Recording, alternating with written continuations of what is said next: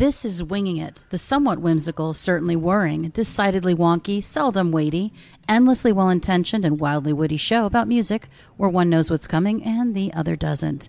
And this happens in between both proper to ensure you can spend anywhere from 15 to 120 minutes, I guess, maybe 90 minutes. Yeah, let's not get carried away, yeah. With us every week. So this is a series. This is beginning a series of, winging it's we're going to do for the next 30, 40.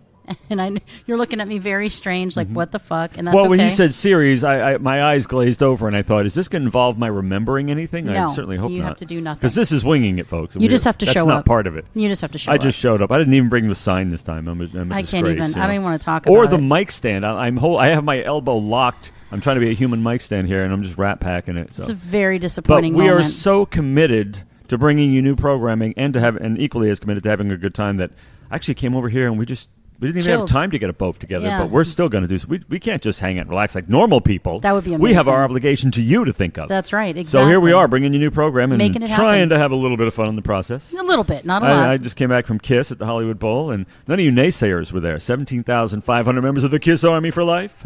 Not a member. Anyway, I'm here, and we are going to do a couple Winging It's for you. And about what? That remains to be seen. I'm sorry I got distracted by the word series. And also by the fact that the beauty of the earth is sitting here. We're really at both is. Studios West, and Penelope is here. And how can one be on his game with such a diversion? Okay. You can't. Absolutely. No, it's totally true. And I just want to be clear. I think it's important because what if this is the first time they're hearing us? I am not a member of the KISS Army. Okay, Thank you. All right, so what is this series? Are you dying to know what it is? I can see you chomping at the fucking proverbial bit. Yeah. There it is. So we are going to start talking about the worst songs, the worst 10 songs or so of every single year starting in 1970. Okay, so basically this is like the curmudgeon's wet dream. I mean, Yes, this it is like the greatest thing ever. If it involves being fanatically opinionated and the 70s, I'm your Rambo, baby. Let's do it. Well, we're doing 70s, 80s, 90s, All 2000s, right, okay. we're going to go all the way. We're going to do it. Just let me cast my vote for 90s and above. It's all crap. Hey. Case by case, I promise. It's going to be fun. Case by case. It's going to be fun. All right. So as it turns out, there are many, many bad songs from the wonderful decade of the 70s, and we're just going to cover one year. Not true. And it is painfully difficult to narrow it down to 10. So this is a negative list. So we'll see what they've come up with, and we are borrowing this from davidhicks.com because he's an author, and he's very funny, and he's got good taste and horrible taste. So we'll see if we agree with him or not. Salute, Mr. Hicks. So one of these songs is Let 'Em In, Someone's Knocking at the Door by Wings, one of the worst songs of the 70s. What say you? Do me a favor. Just open the door. Let him in.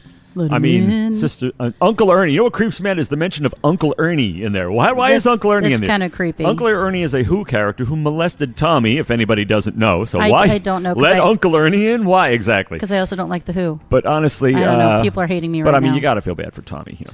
So this is one of, he says, the worst songs from this decade. From its annoying opening to its simply awful bass line, one can practically feel the musicians falling asleep, to its trombone solo, to its stupid flute riff, to its inane lyrics. The song absolutely takes the cake. Side note, why does everyone love McCartney? More than half of his hits are silly love songs. What's wrong with that? Everything. You know what? Seriously, every single charge leveled at that song is true. And yet, I think it's still great. I love that song, and it is part of the triple live album, one of the greatest live records of all time, Wings Over America. I mean, that song rocks, and yeah, silly love songs. I'm sorry, McCartney kicks ass. And yes, call me whatever you want to call me, but yeah. Somebody's knocking at the door. Somebody's ringing the bell. Are you fucking kidding me? I love that song. I love that little fife and drum military thing. It's like, what the hell is it doing there? It's crazy. It's lovely, but I will tell you, it's cheesy as fuck, and it's a lot of true. McCartney stuff is cheesy as fuck, but I'm totally in. That's that Wings era that you either love or you hate. I love it, and so this is one of them. But one of these, so this is a song we sing all the time at this house. This song is great, and it's just like, in this case, this is definitely a case where you do not want to listen to what the man said. Oh, my God. Anyway, this song is something we sing literally in this house all the time. Hell yeah, man. But, you got to be a cheese lover to love McCartney and Alice Cooper or Professor P. Soup. So, yeah, I mean, I'm all in on the cheese. Whenever somebody knocks on the door, we actually sing this song. Do you really? Somebody's knocking at the door. We always do. So we disagree with him there. Yes, we agree with him on the description. Yeah. But we still like it. Guilty. Guilty as charged. So Muskrat Love. Oh. Willis Allen Ramsey and Captain and Tennille was the second one who redid it. They should have called in an airstrike on the studio. Hellfire missiles raining down on the studio when Muskrat Love was recorded. If that's what it took to keep us from ever having to endure it. Worst song ever. So he says, this is one of the worst songs ever. He says, see also Ben by Michael Jackson, another rodent love song, this time depicting an interspecies affair with a human. Want to throw up? Yeah. Check out this song. That's what he says. I could not agree more. I love Captain and Tennille. Oh, yeah, but them, this song sure. is stupid, ridiculous, and I don't get it. But you know what? Again, it was wildly popular, and I don't understand. And there's nothing else I hate by them, but that one, it's just, you don't even want to think of it as being part of them. But well, it is a cover, so I'm going to give them that. Like, they thought, oh, we'll make this better. Yeah, no, it didn't work out. This one might ruffle your feathers a little bit, so we'll see. Sing a Song, The Carpenters. Oh, I thought it was like sing a song, Earth, Wind, and Fire. So here's what he says, pure drivel. Then again, this seemed to be the decade for such saccharine-laden, happy songs. See other sections like Candyman by Sammy Davis Jr., Everything is Beautiful by Ray Stevens, and Playground in My Mind by Clint Holmes. And he just says, no, he's not in for Sing a Song. Just don't worry if it's not good enough for anyone else to hear. Just sing a song. I mean, I'm sorry. Yes, it is sap. It is corn. It is cheese. It is all of those things made into one little confection. But I'll listen to it. I like the Carpenters. I think I love them. I think they're wonderful. I'll listen to that too. It's maybe not the top of the heap for them, but it's pretty damn nice. Yeah, I love the Carpenters. I do not love this song. It's about a 2 for me, and so if it comes on, you have 50-50 chance I'm gonna just go past it. Well, you probably have a 90-10 chance I'm going to go past it, to be honest. It's not the worst song I've heard, but it is terrible nonetheless. What about Feelings? Nothing more than feelings. No? This one was a big... What does he say? It's about a noun. It could have been written by a suicidal 14-year-old submitting to her high school literary magazine in a last-ditch attempt to garner sympathy from the would-be lover who spurned her in front of everyone in the cafeteria. Feelings? Really? I fucking love this guy. Okay. Well, you can take this one apart, take the piss out of this one. I am not going to rush to its defense. I got nothing really for this. I never understood the appeal of it. It's like, oh, what... It's just kind of dreary and pointless. You know? Sappy pap. Yeah, I mean... There are probably songs that are likened to it that I enjoy, but this just isn't, no. I mean, then why don't we just have a lot of songs like this? Heartache. Yeah. Nothing more than heartache. You know, we could just, I can't. It's too stupid. The title is a noun. It kills me. It's boring. There's 102 times out of 100 times I'm going to change this when it comes on. Yeah. So this one might be another one that's going to bug you. Sarah's Smile by Hall & Oates. I can't imagine what's wrong with this one. The worst thing you could say about a 3-minute song is that it feels like a 7-minute song. Side question. Hall & Oates had 6 number 1 hits. Can you name just one that doesn't suck? That's what he says. Oh, shit. So not a yacht rock fan. Okay. No, I'm all about Hall & Oates. This is not my favorite. No, it isn't. Just like the other one, but no, it's certain. Just like Sing a Song, I'll listen to it though. I mean, it's a good one. I'm probably out because I think I've heard it at least a dozen times. I think I'm pretty good. I'd love to hear it on an album side or something. You know. I wouldn't. I'm good. So I don't know if you've even heard this one. If you haven't, we are going to take a moment to listen to it. Have You Never Been Mellow? Oh, OMG. At her wafy whispering best. So I couldn't decide between this song and her other horrible hits of the 70s. I Honestly Love You, Hopelessly Devoted to You, and With a Little More Love. But in the end, the title question itself is what put it over the top. I love this guy, I swear to God. He fucking destroys me. It's like, what the fuck is up with you? Have you never been mellow? You know, I do not like this song. And I love her. And you go way back. I'm sorry, I'm not as a big fan of the like Please Mr. Please and all those early Olivia Newton-John songs as I am of the really badass later stuff. Yeah. But it was okay. But I mean, I'm glad she moved on. Please move on. Yeah. But in the early days, wasn't she very country? I feel like this is a little countrified, yeah. She was like the Taylor Swift of our time, No. Whoa. You're going to need to back that truck the fuck up. Taylor Swift is fucking amazing. No, but I'm saying she started out like almost countrified and then went pure pop. She was never countrified, this one. She never was. She wanted to be. Her heart may have been in country, but her heart's always been in pop. Well, and it's a good thing because I think anything is a step up from country, basically. Thank you. Yeah. I agree. Totally agree. We've just alienated tons of people. Please. Yeah, I know. Well, we alienated the people who didn't already abandon us when we outed ourselves as not being Harry Potter fans. Did you hear that? Another one drops. Another one drops. We probably lost the other half this time. Sorry, country's not our thing, but we have lots of things that are our things. So I'm okay. We'll see, because you're a fan of this dude, but I don't know if you're a fan in this way. You're 16 by Ringo Starr. You're beautiful and you're mine. You're 16, you're beautiful, and the 33-year-old guy singing this to you is a pervert. That's what he says. He's not wrong. Yeah, I mean, when I forget if it was one of the Burnett's, one of the 47 musical Burnett's, but who did the original one, You're 16, You're Beautiful. But it was probably like all those teenage love songs written by a teenager. Ringo recorded it, as you said, at 33. Yeah, creepy. And it's just not a great song anyway. He's done a few covers and done them well, and some original. But disagree. But this one, I don't care for it. Yeah, no. I definitely don't care for this song. I don't care who does it. Yeah. But Ringo should not sing. That's my assertion. He should not sing. That's it. There it is. Wow. Yeah. That's heavy. Yeah. So this one, I can't wait to hear what you think. We've talked about this song before, but this is considered by this gentleman, who I actually very much admire, this Mr. David Hicks, Afternoon Delight by the Starland Vocal Band. All right. One of the worst songs of the 70s, yes or no? No, actually, I think the people are much too harsh when it comes to this song. It's like cringy. It's like you don't want to listen to it with strangers or like your mother or anything like that. I mean, but it's not a terrible song the way people say it is. Well, but his question is this. Definitely not one of the worst. I can't even say it because it's so funny to me. He says, people should never sing about sex while using their Jesus voices. Yeah, it's weird. It's so pure, and it's like, let's get it on, but it's like the most absolutely sanitized, bleached version of it. I love this song. I don't want to, but I love it. I think it's kitschy, it's cute, it's cheesy, it's fun, it's cringy, and I don't know why. I think I heard it at the right time in my life to love it. But it's totally their Jesus. Like, I mean, like, it's worship music all tied up in a sex song. I totally agree. It's what makes it really cringy. Those pure voices, like you said, it sounds like a choir, and they're singing, the thought of rubbing you is getting so exciting.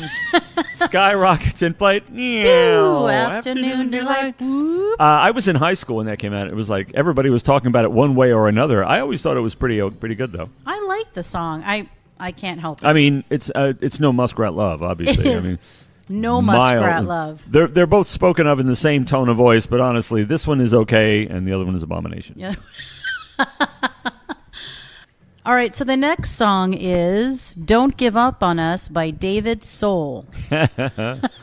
So all he says is Soul, the actor from the hit TV show Starsky and Hutch. Enough said. Are you kidding? This song, I did a song, one of the throw a bone winging it. I did. About actors. They don't know what that means if they don't know. The show. Christina's the beast of burden here, but every once in a while I throw her a little bone, do a little sweat and labor myself, and I actually presented a Winging It about actors who sing, and I love this song personally. Yes. And when we're running the show aground and it looks like there's no hope, I hear his voice saying, "We can still come through." Oh, God. That's not what I hear, but I love that you hear that. David Soul keeps me going here. Perfect. What was that? That's what you signed on for, Pumpkin. What the fuck? just pulled that out of our ass. I like it. So what about I Just Want to Stop by Gino Vanelli? Oh, your love. So here's what our friend David says. It probably doesn't deserve to be on this list. He barely eked out masterpieces by Peaches and Herb and Sean Cassidy, but I have a visceral reaction to this song. Every time it comes on, I want to pull my car off the highway and plunge 3,000 feet to my death. One would actually think that Mr. Hicks, if that is your real name, is actually just a nom de plume for Lester fucking Bangs. Is he still around? You know, I think maybe he's lurking. This is like the Lester Bangs of our time. Somebody took the piss out of Lester Bangs on a post the other day, and I thought, finally, someone's got the nerve to throw a stone at this icon. His turn. Yes. I can't stand him. Yeah, because I think he's fucking wrong. But not to equate you, Mr. Hicks. Just a couple of these takes are a little off. Little off for sure. So I actually like this song. Again, hell yeah, of course. Fantastic. I think this might be Gouda cheese. I don't know. Very, very Gouda. Harlesburg, perhaps. I don't know. I think it's Gouda, but it's up to you. It's different for everyone. I can understand how sometimes you may not be in a place for this, and then that 3,000-foot plunge to your death may happen. But I say just change the channel. Yeah. I mean, no need to go Thelma and Louise just because you don't like a song. Change the fucking channel, you know. What? Now what?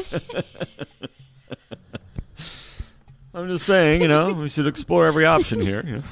Did you just pull a movie reference out of your ass? We always talk about movies here. I love it. All right, so dishonorable mention, You Light Up My Life by Debbie Boone. Well. So, what was, well. What? Carry on. Yeah. So what he'll probably say it for me. What he says is, I originally had it on this list, but my wife didn't think it should be on it. Then I remembered singing along to it the first 17 or 18 times I heard it, but still.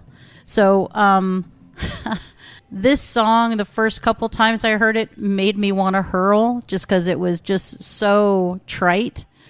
Then I was okay with it the fourth and fifth time that I heard it, and then I thought if I never heard this again, it would be great. And so that's where I stand.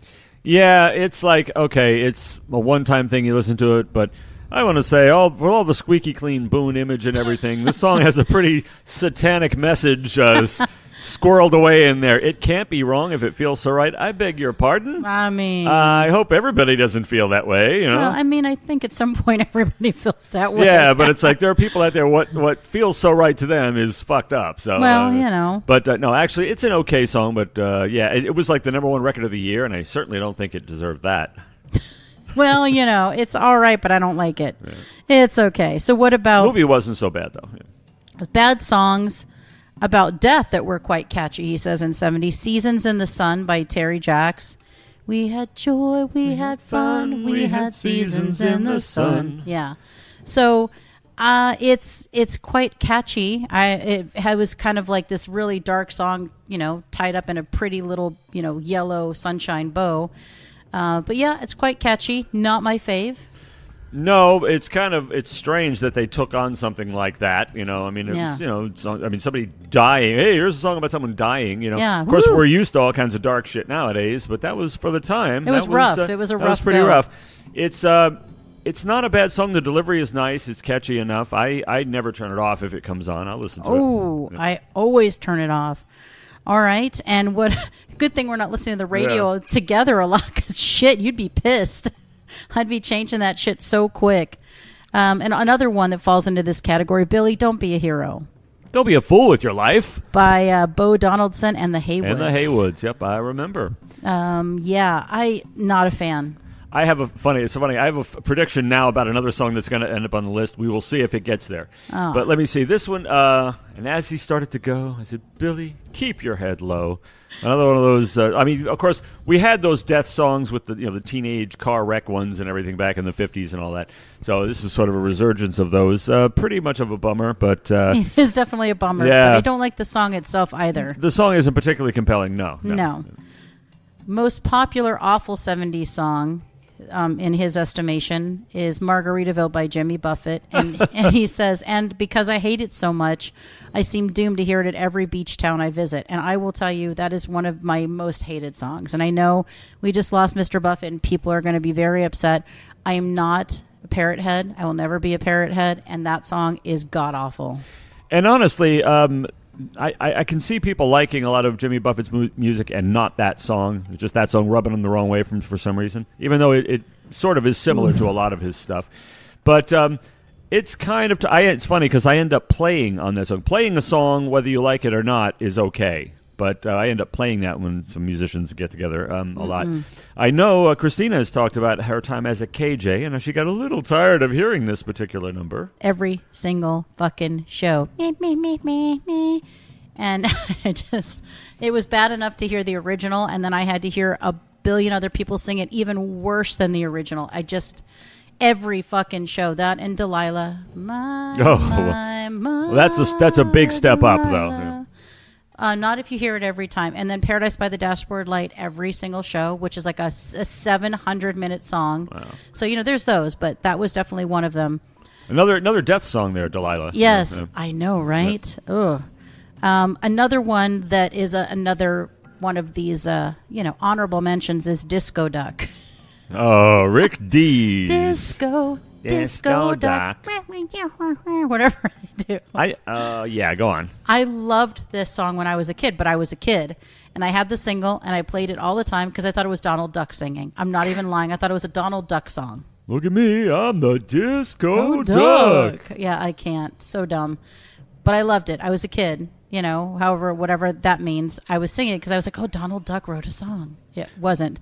And then Convoy. It's like Disco Duck. It's like, I like disco. I like to dance. And my nickname has been Ducky or Duck my whole life. And I still hate the song. Yeah. But what about Convoy? Convoy, 10-4, good buddy. Let's talk about Convoy here. We should talk about Convoy. What do you think? I actually really like that song. I've never heard anything like it. It's really stupid, but it's unlike anything I've ever heard. And at the time, it tickled me, and it still tickles me. Yeah, there are some songs that are so earnest in their cheesiness that you can't help but fall under their sway. I do. Yeah. I mean, the trucking convoy, the chorus thing, gee, a beautiful sight. There's something about it. You can't get caught up. You can't help but get caught up in it. There's no reason I shouldn't hate it, but instead I love it. Yeah, absolutely. Well, that's all he had for us, but I did want to see if there's any that you want to add above and beyond what Mr. Hicks gave us. And I'm going to say there's so many 70s songs that probably fall in the worst category, but I think he actually found some of the absolute scum of the 70s. And I feel somewhat abashed because I didn't think there were that many bad songs. And not that I thought all of them were bad, but it's like, 70s, everything was good. Even the crap was good in the 70s. Well, okay, there were a few bad ones in there, a few. But, all right. He scored a couple hits. Some of them that he hated, either one of us loved or both of us loved. Yep. But, in such cases, 70s. We're right and everybody else is wrong. That's right. That's right. But there was a lot of shit in the 70s as there is in every decade, every year. A lot less then, but yeah, I guess it certainly existed. I know you're a 70s guy, but I don't know if there's a lot less then. I think you just happen to like a lot of the shit, and I think I happen to like a lot of the shit, but I still think there's a fair amount of shit. Well, now that you know what at least David Hicks and, maybe his posse deemed to be the worst songs of the 70s, and whether we agree or disagree, I guess we'll go on to 1971, because why the hell not? All right. Since we're done with 1970 and we're going to 71, I guess that only leaves for you to say one thing. Let's fly this coop.